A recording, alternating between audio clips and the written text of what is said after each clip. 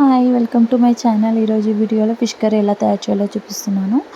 దీనికోసం 3 ఆనియన్స్ తీసుకొని మంచిగా కాల్చుకోవాలి లో ఫ్లేమ్ పెట్టుకొని. తర్వాత మెంతులు, జీలకర్ర, ధనియాలు లో ఫ్లేమ్లో మంచిగా డ్రై రోస్ట్ చేసుకొని మిక్సీ చేసి పక్కన పెట్టుకోవాలి. అలాగే చింతపండు కూడా నానబెట్టి పెట్టుకోవాలి. ప్యాన్ తీసుకొని ఈ ఉల్లిపాయ పేస్ట్ ఉంది కదా, దీన్ని కూడా ఉల్లిగడ్డలు కాల్చుకున్నది కూడా పేస్ట్ చేసి పెట్టుకోవాలి. ఫస్ట్ ఒక ప్యాన్ తీసుకొని ఆయిల్ వేసుకొని ఉల్లిగడ్డ పేస్ట్ కూడా వేసుకొని మంచిగా రెడ్ కలర్ వచ్చేంత వరకు కూడా వేయించుకున్న తర్వాత అల్లం వెల్లుల్లి పేస్ట్, పసుపు వేసుకోవాలి. అల్లం వెల్లుల్లి పేస్ట్ మంచిగా వేగిన తర్వాత అందులో పుదీనా ఉంటే వేసుకోవచ్చు. తర్వాత కారం తగినంత వేసుకోవాలి. ఉప్పు మనం చింతపండు పులుసు పోసిన తర్వాత కూడా వేసుకోవచ్చు.